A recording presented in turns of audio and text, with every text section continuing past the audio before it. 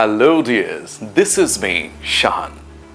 পেছনে সেম জিনিসটি লেখা আছে, hello dears, this is me Shahan. মুখস্থ করে করে পড়াচ্ছি আর কি।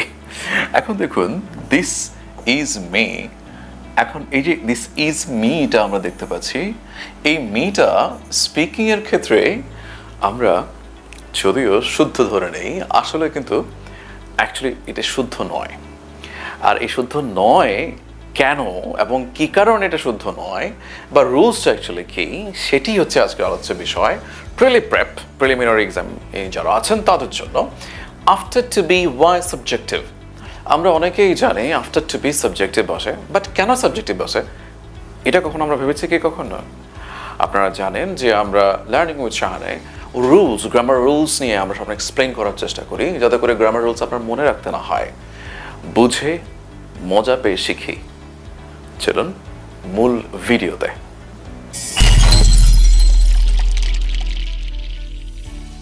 টু বি ভার্ব যেগুলো রয়েছে, am, is, are, was, were, be, been, being, এই যে 8টি টু বি ভার্ব রয়েছে, এই টু বি ভার্বগুলোর পর সাবজেক্টিভ প্রোনাউন বসে। এবং সাবজেক্টিভ প্রোনাউনগুলো যদি আমরা একটু মনে করার চেষ্টা করি, এই যে আই, ইউ, দে, উই, হি, এগুলো সাবজেক্টের যে প্রোনাউনগুলো বসে সেগুলোকে সাবজেক্টিভ প্রোনাউন বলে।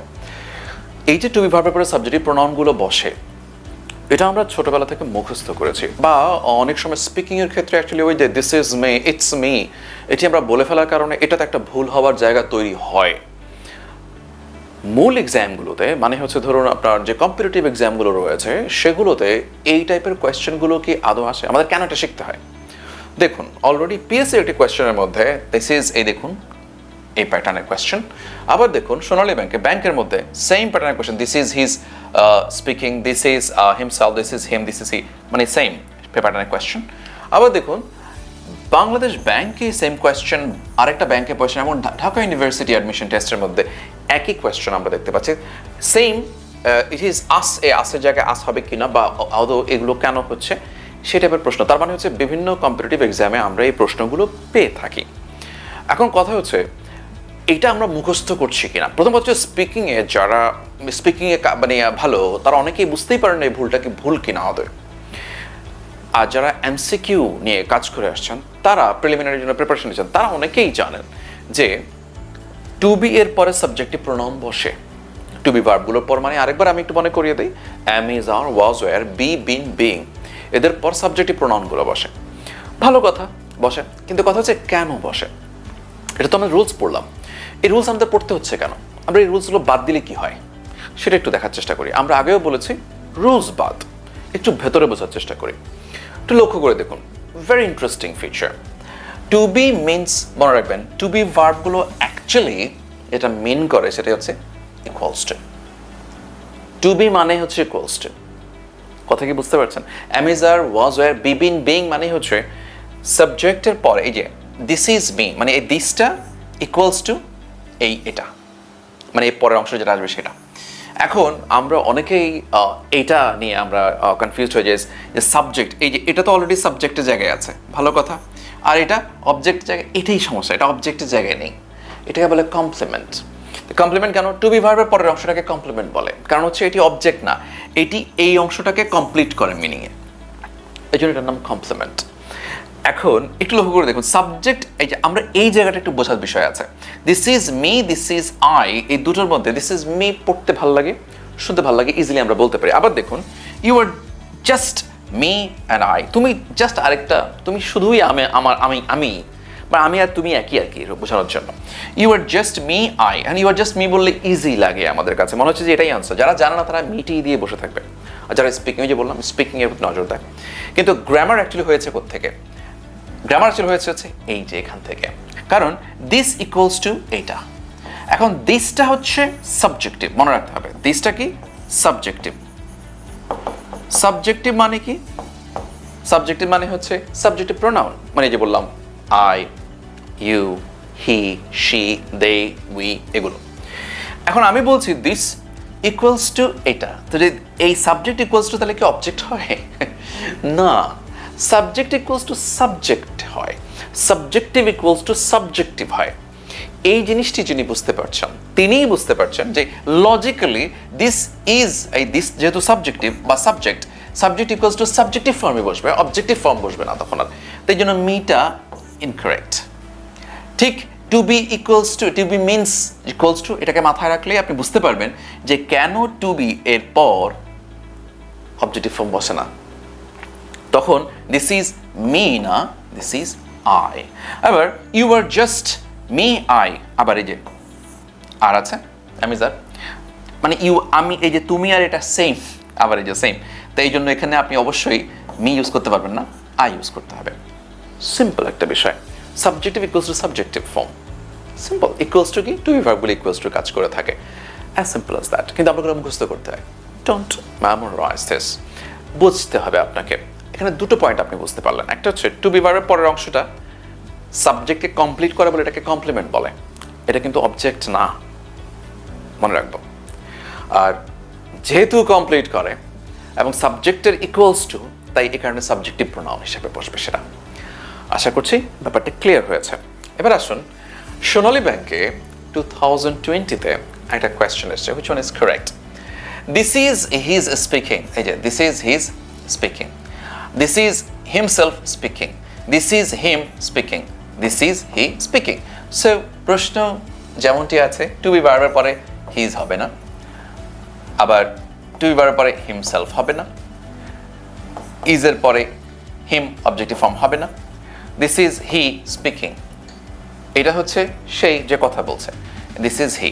এই যে দেখে একদম পড়তে আপনার কাছে শান্তি লাগবে না, আপনি শান্তি পাবেন না অ্যাকচুয়ালি, কিন্তু that is the actual grammar and লজিকটাও আপনি এখন জানেন, কারণ this equals to he, subject equals to subjective, এ কারণে।